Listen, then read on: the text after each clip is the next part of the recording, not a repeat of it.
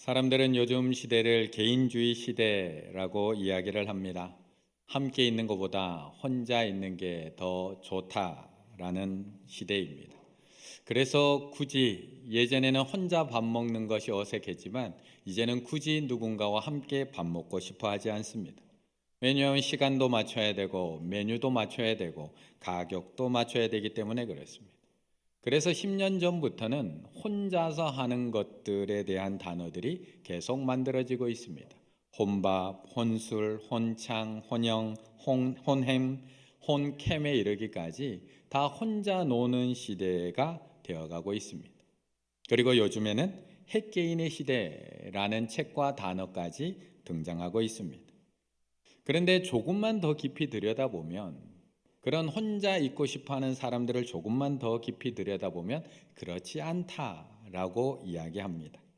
드러나는 현상만 보면 사람들이 혼자 있는 것을 좋아하고 같이 있는 것을 힘들어하는 상황인 것 같지만 사람들은 여전히 소속감을 원하고 여전히 인정 욕구에 목말라 있다는 것입니다. 우리가 맛집에 가면 왜 굳이 그 맛있는 음식을 다양한 각도에서 찍어서 사진을 올리고 있는 걸까요? 왜 그렇게 새로운 데를 가면 그 사진을 찍어서 왜 꼭 어딘가에 올려야 되는 걸까요?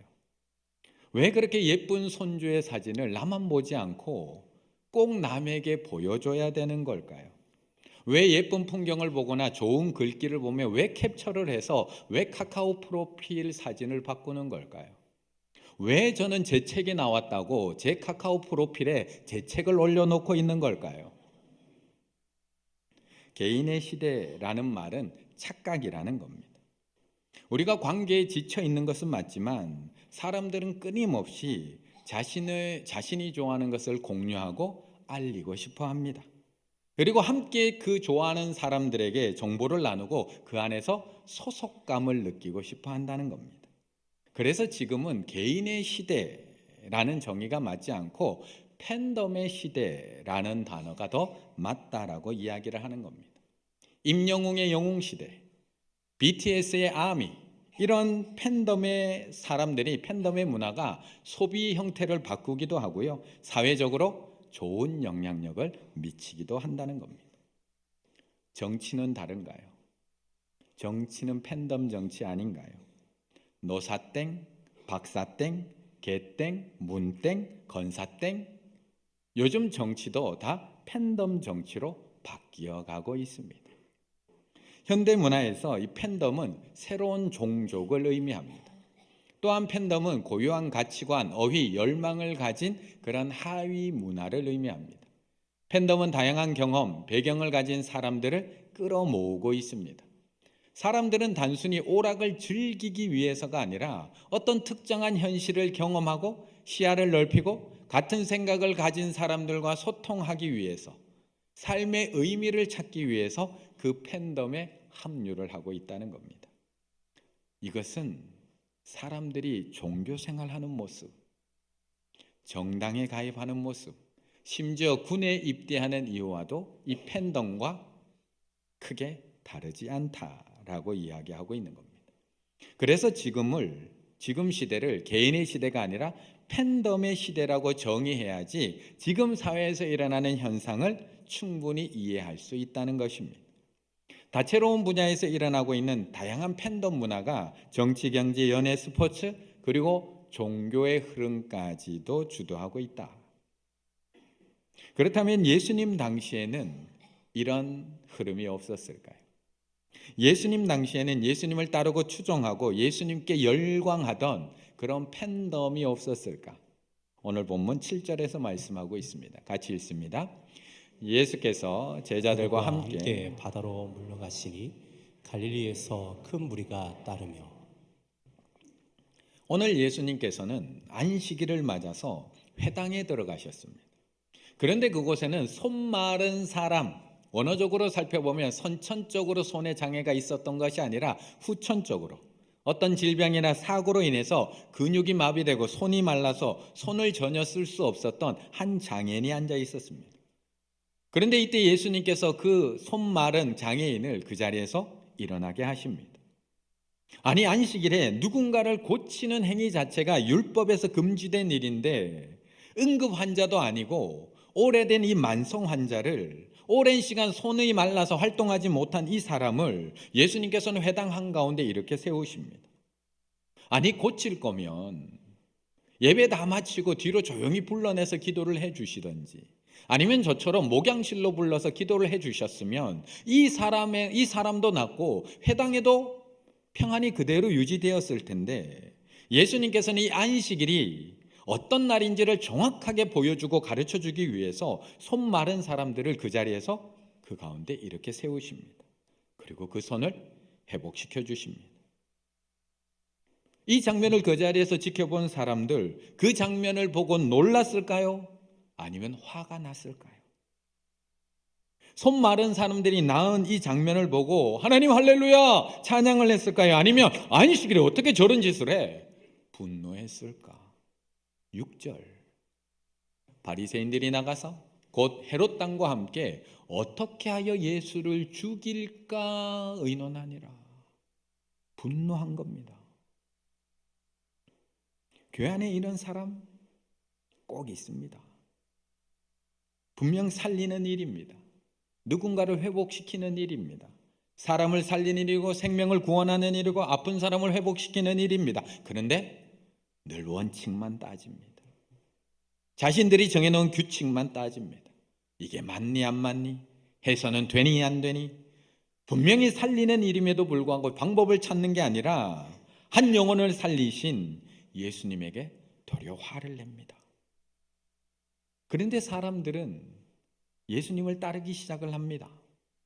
원칙만 따지고 있는 종교 지도자들은 분노하면서 예수님을 어떻게 죽일까 의논하고 있지만, 그와는 너무나 대조적으로 사람들은 예수님을 따르기 시작을 합니다. 7절, 예수께서 제자들과 함께 바다로 물러가시니 갈릴리에서 큰 무리가 따르기 시작을 합니다. 얼마나 많은 사람들이 따라온 걸까요? 요즘처럼 SNS 활동이 가능한 시대도 아닙니다. 인터넷에 글을 잘 올리면 순식간에 소문이 퍼지는 그런 시대도 아닙니다. 그런데 얼마나 많은 팬덤이 형성이 되었던 걸까요? 유대와 예루살렘과 이두메와 요단강 건너편과 또 두로와 시다운 근처에서 많은 무리가 그가 하신 큰 일을 듣고 나오는지라. 예수님께서 당시에 활동하시던 갈릴리에서 소문난 정도가 아닙니다. 그냥 그 동네에서 이름난 정도가 아닙니다. 그냥 충주에서 그 이름이 알려진 정도가 아닙니다. 유대와 예루살렘, 이스라엘의 남쪽과 중부에 있는 여러 지역에까지 예수님의 소식이 전해지고 많은 사람들이 예수님이 하신 일을 듣고 찾아오기 시작을 합니다. 거기에다가 이두메 요단강 건너편 두로와 시돈 근처까지 이제는 이스라엘을 넘어서 이방 지역에도 예수님의 소문을 듣고 사람들이 몰려오기 시작을 하는 겁니다. 예수님을 향한 이들의 열정 아무도 말릴 수가 없습니다. 이스라엘 전국 각지에서 몰려듭니다. 심지어 이방 땅에서도 달려오는 이들 아무도 막을 수가 없습니다. 마치 어느 노래에 나오는 가사처럼 당신이 부르면 달려갈 거야. 어떻게? 무조건 달려갈 거야. 막 달려오고 있습니다. 10절, 이는 많은 사람을 고치셨으므로 병으로 고생하는 자들이 예수를 만지고자 하여 뭐라고요? 몰려왔음이더라. 달려오고 있는 겁니다. 결국 그렇게 막 몰려온 그 사람들에게, 무리들에게 에워싸인 예수님은 더 이상 피할 곳이 없었습니다. 물러설 곳이 없었다고 표현을 합니다. 왜요? 호숫가까지 피해갔는데도 거기까지 몰려오니까 더 이상 뒤로 물러날 곳이 없었던 겁니다. 어쩔 수 없이 제자들에게 작은 배 하나를 준비하라고 명령하십니다. 그 정도로 몰려오는 겁니다. 우리 성도님들, 이 정도 열정 있으신가요? 예수님을 따라감에 있어서 이 정도 열심과 열정이 있으신가요? 2024년을 시작하며 우리는 예수님을 따라 살겠노라 결단하며 또 나아갑니다. 예수님의 말씀을 따라 살겠노라 약속하며 나아갑니다. 그런데 우리에게 이 사람들 정도의 열정과 열심, 뜨거움이 있으신가요? 나중에 6장에 가면 이들은 계속 예수님을 따라다닙니다. 심지어 예수님이 배를 타고 한적한 곳으로 몸을 피해서 가시는데도 끝까지 포기하지 않고 예수님을 따라갑니다. 마가복음 6장, 이에 배를 타고 한적한 곳에 갈새 그들이 가는 것을 보고 많은 사람이 그들인 줄 안지라 모든 고을로부터 도보로, 예수님은 배 타고 가고 있는데 도보로 그곳에 달려와 그들보다 먼저 거기에 가서 기다리고 있더라. 우리보다 10배는 더 열심히 예수님을 따르고 있는 무리들입니다. 우리보다 훨씬 더 열정적으로 예수님을 쫓아가고 있는 무리들, 심지어 먼저 가서 기다리고 있는 사람들. 그런데 놀랍게도 예수님은 이렇게 열정적으로 자신을 따라다니는 이들을 제자로 부르지는 않으십니다. 13절의 말씀 같이 있습니다. 13절의 말씀 같이 있습니다. 또 산에 오르사 자기가 원하는 자들을 부르시니 나온지라. 아멘. 사람은 누구나 열심 있는 사람을 좋아합니다. 어떤 일 하나를 하더라도 의욕이 넘치고 적극적인 사람 좋아합니다.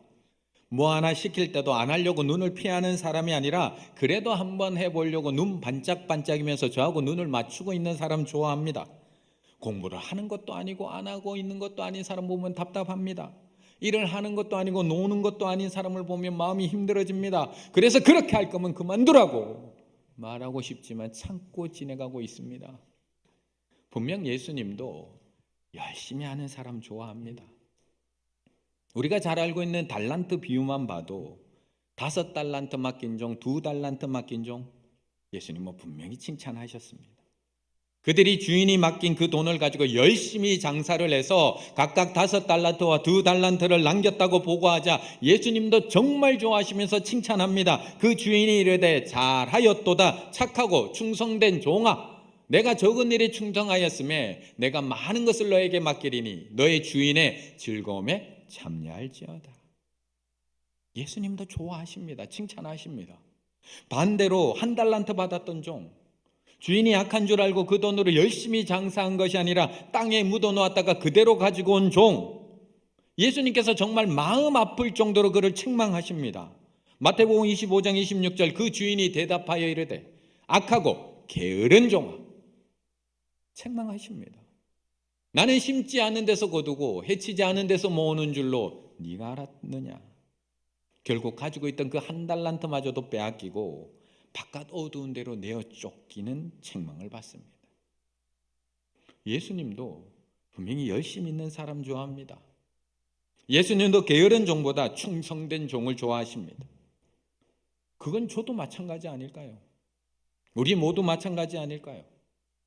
올해 50주년을 맞아 충주를 품는 충일교회라는 주제로 올 한 해를 시작할 때 하든지 말든지, 뭐 목사님이 말하든지 말든지 신경 안 쓰는 성도를 좋아할까요? 아니면 우리는 뭘 할까? 교회를 위해서, 주님의 몸된 교회와 충주를 위해서 우리는 무엇으로 충주를 품을 수 있을까? 지금부터 열심히 준비하고 있는 성도님들을 제가 좋아할까요? 교회에서 아무리 이야기하고 말하고 구호를 외쳐도 안 그래도 바빠 죽겠는데 라고 모든 것을 신경을 끊는 사람을 좋아할까요?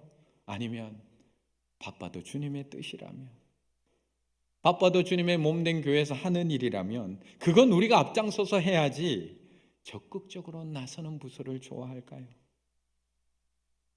그런데 놀랍게도 오늘 예수님은 이렇게 열심히 있는 자들을 부르지 않으신다는 겁니다.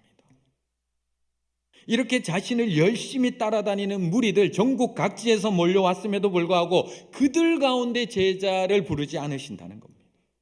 집에까지 찾아오고 호수까지 따라오고 때로는 예수님보다 먼저 달려가서 기다리고 있는 이 열심히 있는 제자들, 그 무리들 가운데 제자를 따로 부르지 않으신다는 겁니다. 분명 우리가 좋아하는 열심의 순서로 제자를 뽑는다면 저 무리들 가운데 뽑는 것이 맞습니다. 그런데 예수님은 특심 있는 무리들 가운데 제자를 세우지 않으십니다. 도대체 왜 그런 걸까요? 왜? 저 정도 열심이면 예수님도 일하기 너무 좋을 텐데 왜 그들 중에 부르지 않으시는 걸까요? 저 정도의 열심이면 뭘 맡겨도 알아서 척척 알아서 다 해낼 텐데 왜 그들 가운데 부르지 않으시는 걸까요? 열심에는 두 가지 종류가 있다고 합니다. 두 가지 종류. 어떤 열심이 있을까? 찰스 스펄전 목사님의 스승되는 토마스 왓슨이 쓴 경건을 열망하라는 책에 보면 두 가지 열심을 나누어서 설명하고 있습니다. 하나는 거짓된 열심, 하나는 참된 열심. 그러면서 그 책에서는 우리의 열심이 거짓된 열심인지 참된 열심인지를 잘 구분해서 보라고 이야기합니다. 그렇다면 오늘 예수님을 끝까지 쫓아가고 있는 이 무리들의 열심은 어떤 열심일까? 그 책에서 이야기하고 있는 두 가지 열심 중에 거짓된 열심만 제가 정리해서 이야기해 드리겠습니다. 첫 번째 거짓된 열심은 맹목적입니다. 그들이 하나님께 열심히 있으나 올바른 지식을 따른 것이 아니니라. 로마서 10장 2절. 분명히 열심은 있습니다. 그런데 누구인지도 알지 못하고 열심입니다. 이런 열심은 성령의 불이 아니라 도깨비 불이라고 이야기합니다. 아테네 사람들은 매우 헌신적이었고 열심히 있었지만 그 헌신과 열심이 무엇인지도 모르는 채 신상을 그렇게 많이 만들어 놓고 절하고 있었다는 겁니다. 내가 알지도 못하는 신에게 새긴 단도 보았으니. 두 번째 거짓된 열심, 이기적 열심입니다. 예후는 이렇게 외칩니다. 나와 함께 가서 여호와를 위한 나의 열심을 보라. 그런데 그것은 여호와를 위한 열심이 아니라 나 자신을 위한 야심이었습니다. 그래서 그는 그 열심으로 왕관을 손에 넣었습니다. 세 번째 거짓된 열심, 이치에 맞는 거짓된 열심은 그릇된 것이다. 이 열심은 대부분 명령하지 않은 일의 열심이라는 겁니다.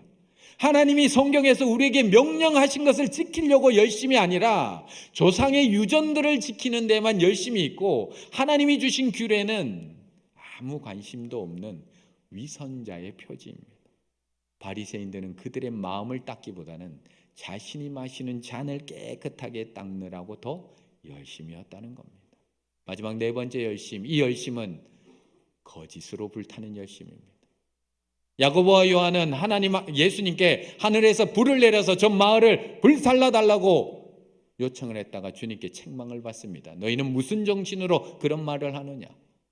이것은 열심이 아니라 노여움입니다. 우리는 나의 분노를 열심으로 착각할 때가 많습니다. 많은 사람이 진리를 위해서 열심 내기를 보다는 당파심과 자기 기분 때문에 신앙을 가지고 신앙생활에 가고 있다는 겁니다. 오늘 이들이 가진 열심은 무슨 열심일까요? 오늘 예수님을 그렇게 쫓아가고 있는, 열렬히 쫓아가고 있는 이 무리들, 열광적으로 따라가고 있는 이들의 열심은 도대체 어떤 열심일까요? 8절과 10절에서 이렇게 이야기합니다. 그가 하신 큰 일을 듣고 나오는지라. 예수님이 누구인지는 모릅니다. 맹목적입니다. 그가 하신 일만 듣고 나아갑니다. 예수를 만지고자 하여 몰려왔습니다라. 이들은 예수님에 대해서 듣고 나온 것이 아니라 예수님이 행한 큰 일을 듣고 따라가기 시작합니다. 이들은 예수님을 위해서 이곳에 몰려온 것이 아니라 예수님을 만져서 자기 문제를 해결하기 위해서 이곳으로 달려가고 있는 겁니다. 그래서 예수님은 거짓 열심으로 예수님을 따르고 있는 이들 가운데 제자를 부르신 것이 아니라 13절 산에 오르사 자기가 원하는 자들을 부르시니 나 온지라. 그렇다면 예수님이 원하는 자가 누구일까요? 우리는 열심만 있으면 예수님이 죄자가 될 것 같은데 도대체 예수님이 원하는 자는 어떤 자일까요? 14절의 말씀 같이 읽습니다. 이에 12를 세우셨으니 이는 자기와 함께 있게 하시고 또 보내사 전도도 하며. 아멘. 분명 예수님은 우리를 보내기 위해서 부르셨습니다. 분명 예수님은 우리에게 사명을 주시고 그 사명을 가지고 세상에 나가서 이 사명을 열심히 감당하라고 우리 부르셨습니다. 그래서 부름받은 우리는 정말 예수님께서 맡겨주신 그 사역을 감당하기 위해서 열심을 가져야 됩니다. 열정을 가져야 됩니다. 그래서 14절에 또 보내사 전도도 하며 귀신을 내쫓는 권능도 가지게 하려 하심이라. 그래서 우리 부르신 건 맞습니다. 그런데 그 전에 우리를 부르신 이유, 진짜 이유, 열심을 가지고 예수님을 따라다니는 무리들이 아니라 자기가 원하는 자들을 부르신 진짜 이유를 그 바로 앞에다가 딱 붙여놨습니다. 이는 자기와 함께 하시고, 이는 자기와 함께 하시고. 왜 전능하신 하나님이 인간의 몸을 입고 이 땅에 오신 걸까요? 왜 혼자서도 모든 걸 다 하실 수 있는 예수님이 굳이 오늘도 제자들을 12명이나 부르고 계시는 걸까요? 왜 겟세마네 동산에 기도하러 올라가실 때 뻔히 잠들 걸 알고 있는 제자들을 데리고 그 겟세마네 동산에 기도하러 올라가서 기도를 부탁하시는 것일까요? 왜 열심히 특심인 사람들, 끝까지 예수님을 쫓아가는 사람들이 저렇게 많이 있음에도 불구하고 자기가 원하는 자를 따로 부르시는 걸까요? 14절, 이에 12를 세우셨으니 이는, 그 이유는 자기와 함께 있게 하시고, 자기와 함께 있게 하시고, 또 가장 우선된 목적은 자기와 함께 있게 하시려고. 2022년에 우리 교회 부흥회 강사로 다녀가신 김병년 목사님이 계십니다. 김병년 목사님. 아마 기억하고 계신 성도님들 많이 계실 것 같은데요. 2005년에 뇌경색으로 쓰러진 아내를 19년째 보살피면서 목회를 하고 계신 김병년 목사님. 목사님은 이 뇌경색으로 쓰러진 아내를 돌보며 하나님의 은혜가 무엇인지를 더 깊이 깨닫고 느끼게 됩니다. 그리고 그 은혜를 늘 자신의 책에 써서 우리들에게 그 은혜를 나눠주고 계십니다. 이 목사님이 2013년 아내가 뇌경색으로 쓰러진 지 8년째 쓰신 두 번째 책이 있는데 그 책의 제목이 바람 불어도 좋아라는 책입니다. 바람 불어도 좋아. 이 책을 보면 하나님이 우리와 함께 하시는 이유, 하나님이 임마누엘 하나님으로 우리를 찾아오신 이유, 하나님이 우리와 함께 하기 위해서 우리를 부르신 이유에 대해서 이렇게 이야기해 주고 있습니다. 임마누엘은 죄인들을 죄에서 구해내려고 오시는 분, 그 하나님의 이름이 임마누엘입니다. 그분은 우리의 공경을 너무나도 잘 아시고 그 공경 속에서 우리 인간과 함께 머물러 계십니다. 사랑으로 우리와 함께 살아가고 계십니다. 내가 웅덩이에 빠져서 하나님 앞에 도움을 구했을 때도, 내가 이런 어려운 일을 당해서 아내가 뇌경색으로 쓰러져서 하나님 앞에 그렇게 도움을 간구했을 때도 나는 하나님이 곧장 나를 그 나쁜 상황 속에서 건져 주실 거라고 생각하고 믿었습니다. 하지만 하나님은 그런 상황 가운데 나를 건져 주신 게 아니라 나를 찾아오셔서 함께 머무셨습니다. 성경은 처음부터 끝까지 하나님께서 우리와 함께 하신다고 말씀하고 있습니다. 성경은 끊임없이 내가 너와 함께 하고 있다는 걸 확인시켜주고 있는 것이 성경입니다.